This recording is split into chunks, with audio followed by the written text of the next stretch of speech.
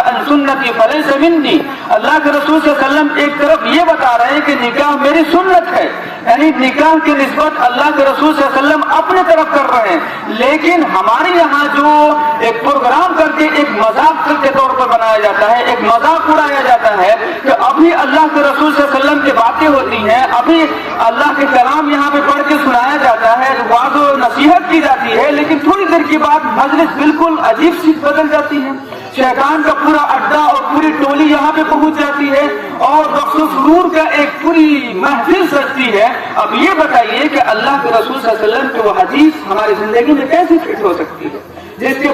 کے اسٹارٹنگ ہم لوگ شیطانی والے کاموں سے کیے ہیں، جس کے بارے میں اللہ کے رسول صلی اللہ علیہ وسلم نے بہت سختی سے منع کیا ہے کہ اگر کسی کے کان میں بھی آواز آتی ہے تو قیامت کے دن وہ سانگ سننے والے کے قیامت کے دن کان میں شیشہ پگھلا کر ڈال دیا جائے گا. کتنی خطرناک چیز ہے، اور یہ چیز ہم اپنے دروازے پر بہت خوشی کے ساتھ مناتے ہیں. اب یہ بتائیے کہ جس گھر میں اس طرح کا ماحول پیدا کیا جائے، جس شادی سے پہلے اس طرح سے اس کی شروعات کی جائے، جب شروعات ہی اتنا خطرناک ہوگا تو اس کا انجام آپ خود اندازہ لگا سکتے ہیں. کیونکہ شروعات اگر اچھی ہو تو انجام بھی اچھا مانا جاتا ہے، لیکن شروعات ہی شیطانی عمل سے ہو تو انجام کے بارے میں کیا خیر سے آپ تصور کر سکتے ہیں؟ کیا رحمت کے فرشتے آئیں گے اس کے بعد؟ نہیں آ سکتے ہیں. تو یہ ایک خطرناک بیماری ہے جس کے طرف ہم لوگ توجہ نہیں لاتے ہیں، اپنے آپ کو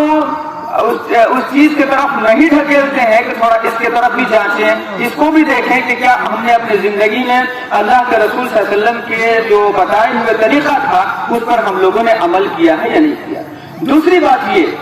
کہ جب ہم لوگ شادی کرتے ہیں کہ وہ لڑکی والے کتنا پراپرٹی کے مالک ہیں، آپ کو لڑکی لانا ہے تو اس کے پراپرٹی پر آپ کی نظر کیوں جاتی ہے؟ یہ سب سے خطرناک بیماری ہے، یاد رکھیے گا. آج پورے سوسائٹی میں لڑکیوں کا جو شادی وقت سے نہیں ہوتی ہے، اس کا مین وجہ لڑکا ہے یا لڑکی ہے جو بھی ہو، اس کی شادی وقت نہ ہونے کی وجہ یہی ہے کہ ہم لوگ کسی کے بھی اپنا لڑکا چاہے الٹا سیدھا لنگڑا لولا جو بھی ہو ٹھیک ہے، لیکن جب لڑکی کھوجنے کے لیے جاتے ہیں تو اس کی ایک ایک پوائنٹ پر، ایک ایک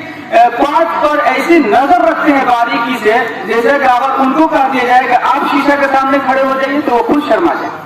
لیکن جو آنے والی لڑکی ہوتی ہے اتنی باریکی سے اس کی جانچ ہوتا ہے کہ اگر کوئی آدمی میڈیکل کے لیے جائے تو اتنی تیز، اتنی خطرناک طریقے سے جانچ نہیں کی جاتی ہے. یہ بڑی خطرناک چیز ہے. ہمیں یہ بتایا گیا تھا کہ ہم لڑکی کو یہ دیکھیں کہ وہ خاندانی لڑکی ہے، اچھے سوسائٹی میں جیتی ہے، اس کا رہن سہن ٹھیک ہے، اسلام کی جو بیسک تعلیم ہے اس کے پاس ہے، کیونکہ یہی اسلام میں اور ہمارے گھر کو ڈیولپ کرنے کے لیے کافی ہے. کیونکہ ہمیں تو پتا ہے کہ اگر کسی لڑکی کے اندر دین نہیں ہے، اسلام کی جو بیسک تعلیم ہے جس سے انسان کا جینا اور مرنا ہوتا ہے، تو اگر اس کو پتا نہیں ہے تو وہ اپنے ساس سسر کا کیسے خدمت کرے گی؟ اسے کیا پتا ہے؟ اپنے شوہر جو اس کے لیے دنیا میں سب سے اہم ہوتا ہے اسے یہ بھی پتا نہیں ہوگا تو شوہر کے کیا حقوق ہیں. اب ہم ایسے ماڈرن لڑکی لے کر آئیں گے جس کو اسلام کے بارے میں پتا نہیں ہے، وہ نہیں جانتی کہ اسلام کیا، what is Islam, I don't know. اس لڑکی کو اسلام کے بارے میں پتا نہ ہو تو وہ آپ کے گھر کے ماحول کو، آپ کے گھر کے چیزوں کو کیسے سمجھ سکتی ہے؟ وہ اللہ کے رسول صلی اللہ علیہ وسلم کے طریقہ پڑھی ہوگی، وہ حضرت عائشہ کی زندگی پڑھی ہوگی، وہ حضرت فاطمہ کی زندگی پڑھی ہوگی، تب تو اس کو پتا ہوگا کہ زندگی میں اسٹرگل کرنا پڑتا ہے، زندگی میں آسانی اور پریشانی دونوں ہوتی ہے. اگر پریشانی ہو رہی تو اس کو ہم جھیلیں گے، آسانی ہو رہی ہے تو خوشی کا اظہار کریں گے، شکر کا جذبہ اپنے سامنے پیش کریں گے. لیکن یہ چیزیں کب ہوں گی؟ جب اس بچی کے اندر اسلام کی بیسک تعلیم ہوگی تب. اگر اس کے اندر تعلیم ہی نہیں ہے، وہ بالکل ماڈرن ہے، اس کو پتہ نہیں ہے کہ تھوڑی سی تکلیف ہو تو ایکچولی دیس دیٹ کرنے لگ جائے گی، پھر آپ کو اور تمام خاندان والوں کو پریشان کر دے گی. اس لیے ہمارا سب سے پہلے ایم یہ ہونا چاہیے کہ ہم جس بھی لڑکی کی طرف جائیں تو سب سے پہلے یہ اس کی خوبصورتی کے سے زیادہ امپورٹنٹ ہے، کیونکہ خوبصورتی کا دوام، چاہے انسان جتنی بھی خوبصورت ہو، چاہے جتنا اس کے اندر خوبصورتی پایا جائے، اگر اس کو پتا نہ ہو کہ اسلام میں عورتوں کے کیا حقوق ہیں، اسلام میں جو ہمارے شوہر ہونے جا رہے ہیں ان کا کیا حقوق ہیں، کہاں تک ہم ان کا پاس و لحاظ رکھیں گے، کہاں تک ان کی خیر خواہی کریں گے، کب تک ان کی بات مانیں گے، جو ان کے